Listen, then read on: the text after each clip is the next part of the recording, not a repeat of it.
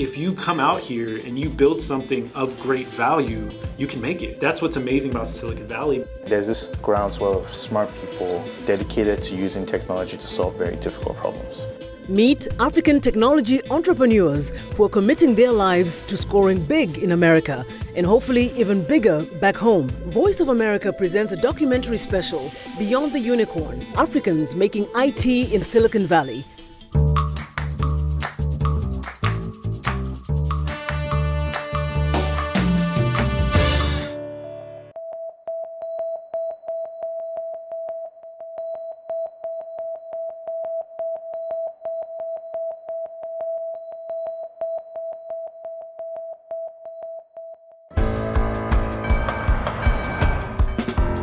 If you come out here and you build something of great value, you can make it. That's what's amazing about Silicon Valley, and that's why you see everyone flocking towards Silicon Valley.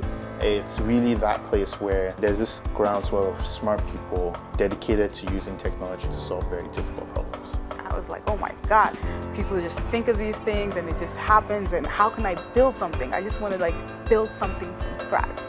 We come here ready to make something of ourselves. So when an African leaves Africa and comes here, we're coming here to do battle.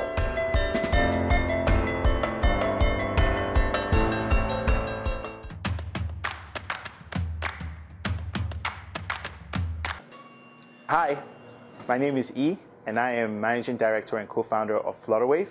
And Flutterwave is one API for payments across Africa. Hi, my name is Jonas Beshouted, CEO and founder of StackShare. StackShare is the best place for engineers and developers to discover and compare software tools. Hi, my name is Bukola. I consider myself a connector. I build platforms to reach African audiences back home, as well as here in the US, to tap into their common interests. Morph for Africa is an online platform that enables US and UK retailers easily sell into Africa without any hassles or worries. Morph for Africa started really with an idea.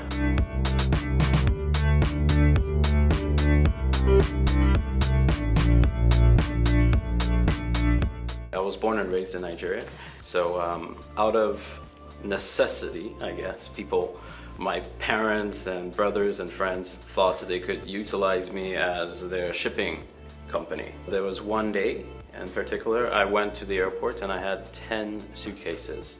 And I remember vividly the lady across the counter, it was a Delta flight, the lady across the counter looking at me up and down, you are not serious, this is not gonna happen.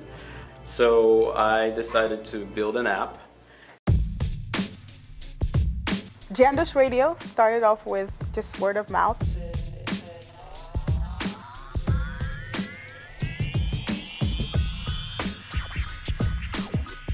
I sent it to a couple of friends who wanted to listen to live radio back home. We didn't have a lot of apps that were catering to African content and radio at that time. So I sent it out to them and they sent it to their friends. And before you know it, people were talking about, oh my God, I have an app that has over 300 radio stations. You know, I'm working on a platform product, which is payments, right?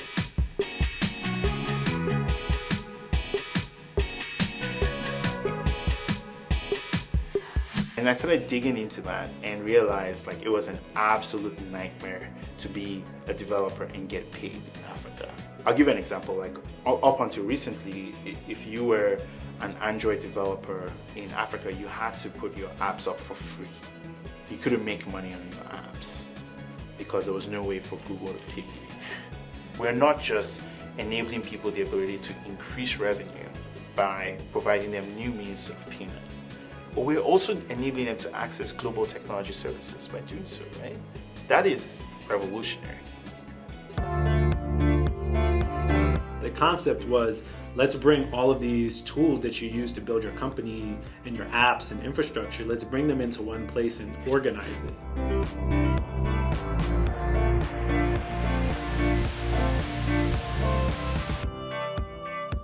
And other industries had done it. Yelp has done it for restaurants, TripAdvisor for travel and international places. So this wasn't really a new concept, but no one had really done this for software. If you think about it today, where do you go for software decisions? It's still Googling around, and it's mad. We were actually the first site to really do that. There were other sites that were trying to do sort of similar things. They've done software reviews, but we were actually the first site to say, share all the software that you're using.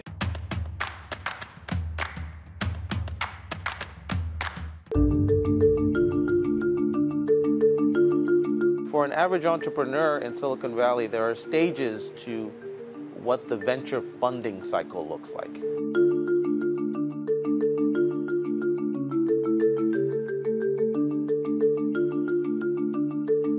You have to start off with a seed stage. You have to be able to get people who believe in you early enough to take a risk in your idea. Every time an entrepreneur describes what they do, it usually has to hit the points of, I saw a problem, it was very unique, I had a solution, it was very unique, I was able to get, or I should be able to get somebody to pay me for my solution, but I should be able to repeat that so many times that it becomes scalable and sustainable. I know people who have joined a startup that thinks it's going to be the next big thing.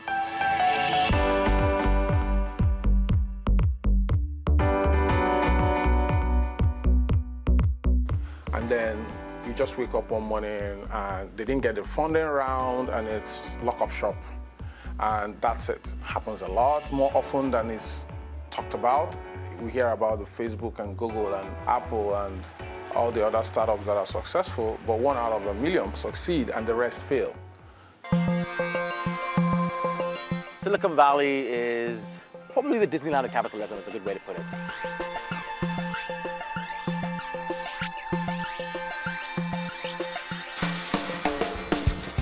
It is a place where you can come and make your dreams come true, and particularly in the technology space, it's a really a good ecosystem to get things done.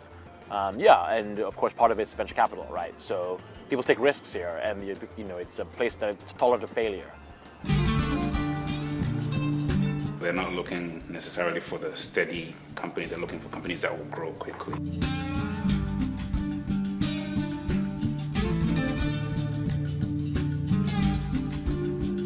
A lot of them will fail.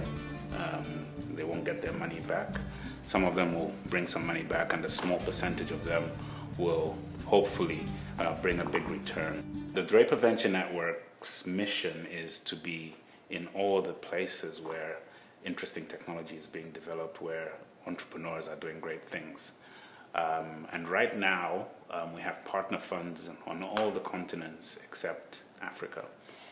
So we're actively looking for a fund that fits the kind of profile we're looking for. They're investing in early stage technology companies. What everybody hears is you raised 100 million, they say, yeah.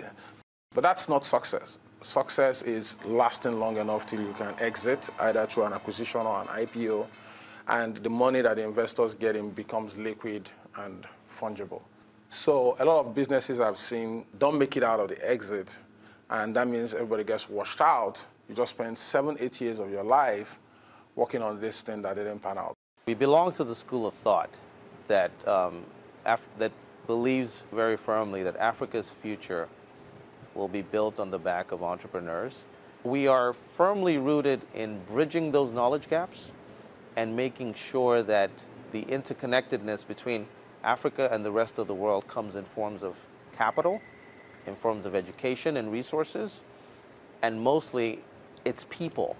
Zebracorn is going to be a company that's built in Africa, for Africa, and scaled in Africa. It could become a unicorn by going beyond Africa, but made in Africa, scaled in Africa, serves multiple African markets. And that's really what distinguishes Zebracorn. I kind of settled on this vision of the world that was about building the future of Africa. 3 things. It's people, it's platforms, and it's policy.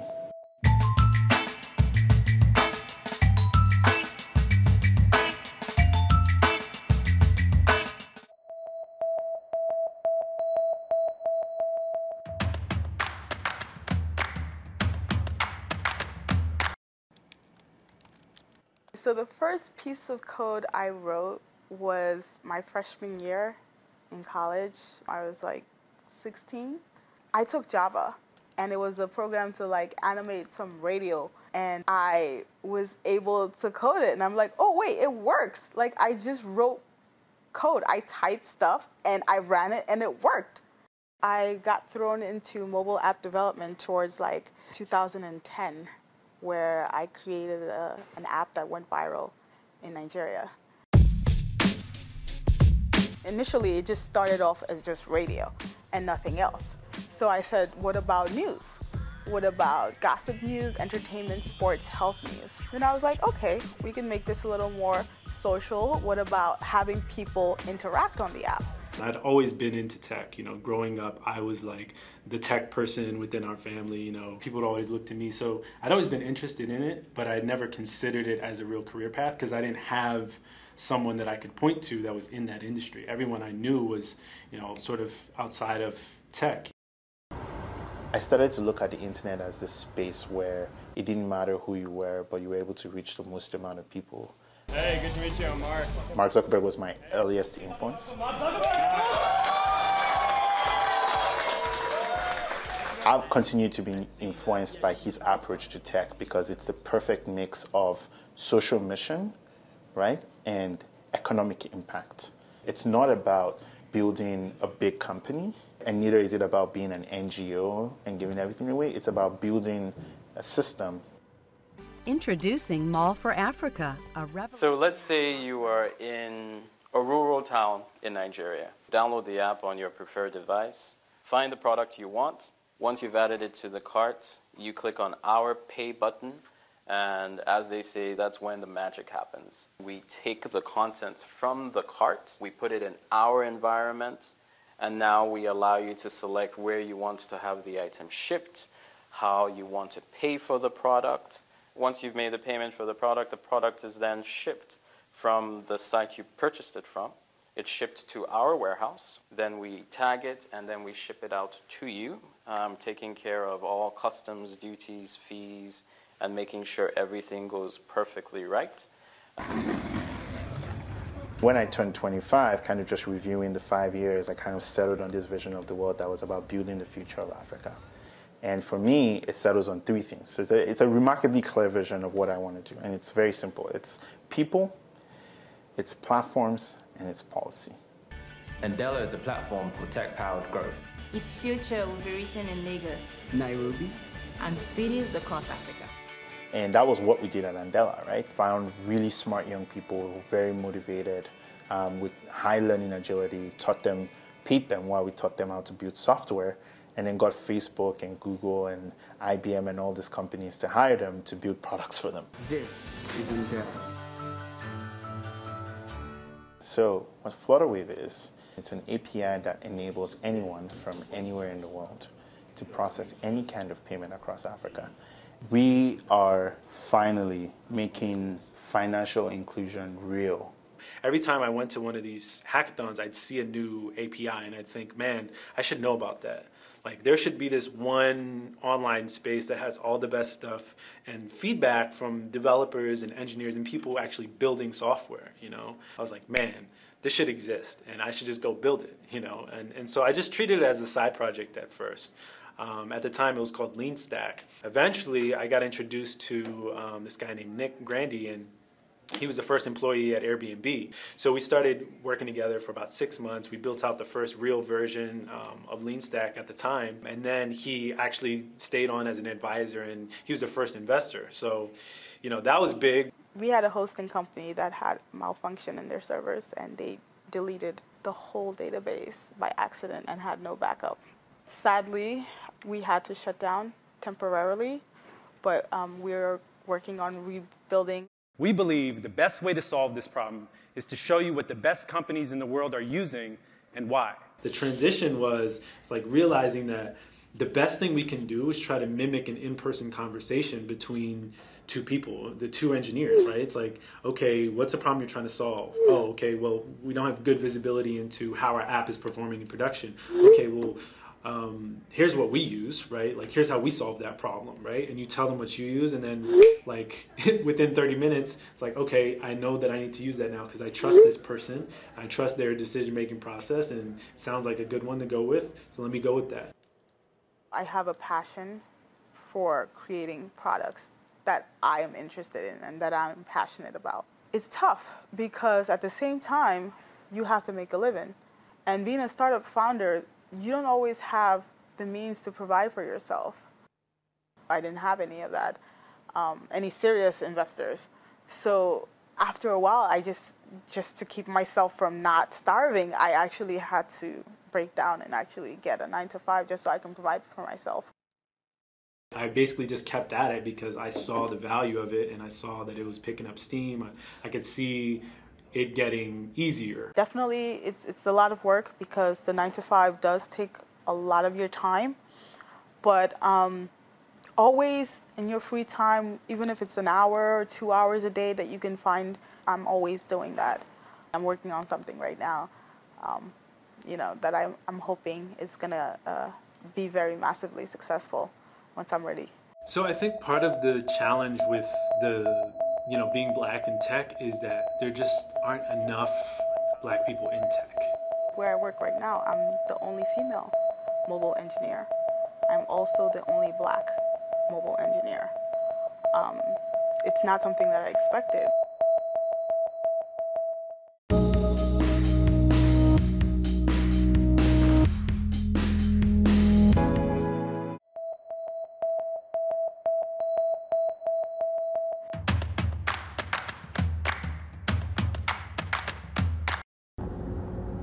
You go to a venture capital in Palo Alto on Sanio Road and you say, hey, I'm trying to raise funds for my African company.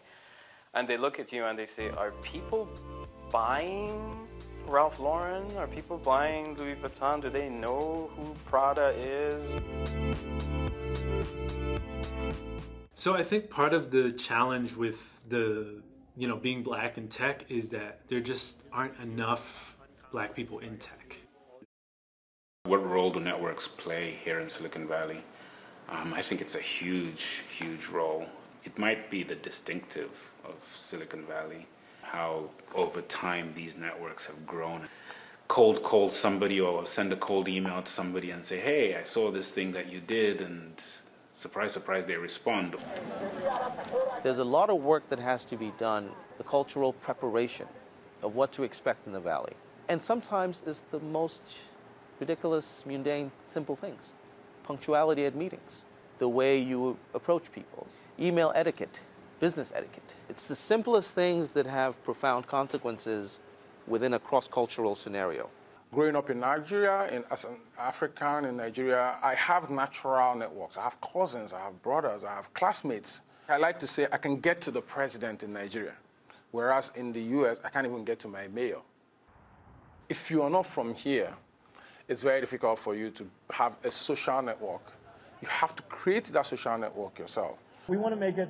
If you came into Silicon Valley and you're a well-trained research and development professional and you went to Stanford or UCSF and you were a specialist in what you do, you'll get a great job and you'll get well paid. If you came into Silicon Valley and you were of African descent and you knew nobody in the Valley, it would take you a longer time. In Africa, I'm an Igbo man. I don't even know that I'm black because everybody's black. It's like asking a fish what is water. So Silicon Valley also has the aspect of the fact that it's about 3% black, which a lot of people don't realize until they get here.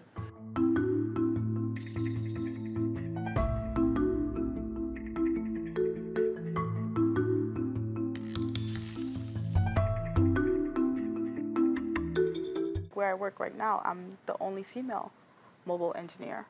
I'm also the only black mobile engineer. It's not something that I expected. The culture fit is still a big topic here. You wouldn't think that people can refuse to hire you because you don't fit into a culture. It's happened in small ways where, you go to a meeting with an investor and you can tell that they They just don't want to hear what you have to say. And, you know, maybe it's your venture, maybe it's like what you're working on, but sometimes you can kind of feel that it's just because of you and like your color, and they're not even open to it. They just don't have to deal with people of color on a regular basis. From my perspective, I just brush it off and I'm just like, okay, you know, not for me, let's move on. If a company just invested time and said, look, we're going to sponsor you, we're going to provide your visa, your work visa, to come to Silicon Valley and work for us, you'll have this opportunity. But they're not going that route. And you have to ask yourself why. There's talent. These people are brilliant. It's good. How's it going? I'm back sitting at your side, huh? Yeah. How was the integration? Was it good? What you want to do as an African in the Valley is really plug into as many networks as you can, because that's ultimately kind of how you find the people who are ultimately going to root for your success.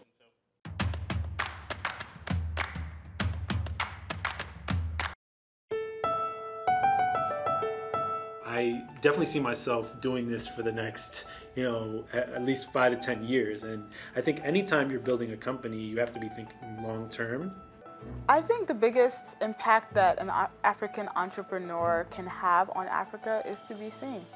Thank you, Eddie. All right. Apple actually has a woman of African descent. She's actually Ghanaian. That's one of their top people in marketing. Her name is Bozoma St. John. And that's what I'm trying to achieve. I don't want to fit in. We are sitting on a huge powder keg of potential in Africa. Over the next 20 to 30 years, more than half of the world's working population is going to live in Africa. It's the second largest continent in the world by size and by people. I don't think there's any narrative of the world that is complete without Africa being a major part or player in it. For us, winning means being able to come back in 10, 15 years and say, technology changed Africa, and you were in part of one of the greatest wealth creation, value creation opportunities in modern history. That's what winning is.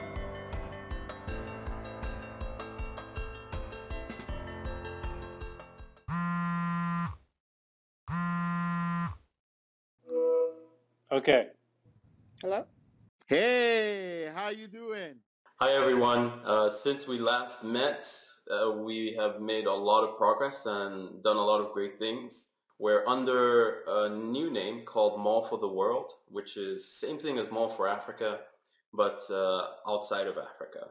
I have released a new app called Afrocast, and basically it's a podcast aggregator for millennials. So far we are in beta. We have over 300 users, so I'm really excited about that. We launched a new jobs platform that allows engineers to essentially find jobs based on the technology they're familiar with. We've had our best month ever in terms of traffic. We were also featured in Software Development Times, online magazine for engineers and developers. Flutterwave has been doing really well. Since that time, we've more than 10 times our total process volume. So we do about $500 million in total process volume, and we do more than $100 million in total process volume every month. Come back to the West Coast.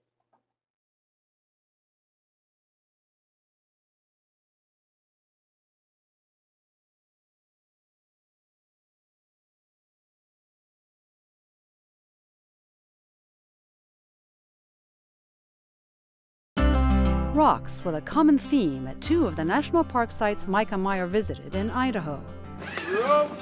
At the City of Rocks National Reserve in southern Idaho, rock climbers of all ages come to test out their skills on the granite peaks, which range from 10 to almost 200 meters high.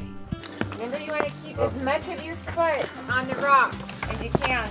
And below the towering spires, smaller rock formations of various shapes and sizes dot the vast landscape, jutting from the ground, seemingly out of nowhere. The rocks were once buried underground, but erosion over millions of years exposed them, creating the surreal landscape. Micah enjoyed a scenic hike to one of the reserve's most popular sites. Behind me is Window Arch, easily the most interesting rock formation I've seen here at City of Rocks National Reserve. Window Arch is a great example of weathered granite, a result of the powerful forces of nature which create beautiful, graceful forms. Heading north, Micah went in pursuit of more rocks at Craters of the Moon National Monument and Preserve. With its massive lava flows and islands of cinder cones, the site resembles the surface of the moon. Micah hiked up the park's iconic Inferno Cone. I'm basically just walking on a bunch of cinders, former magma that are now rock. That landscape is so similar to the surface of the moon that American astronauts used it as a testing ground in the 1960s to prepare for their lunar missions. Whether you're an astronaut, a mountain climber, or simply a lover of the great outdoors, these Idaho parks are proof that even rocks can be objects of timeless beauty. Julie Tavo, VOA News, Washington.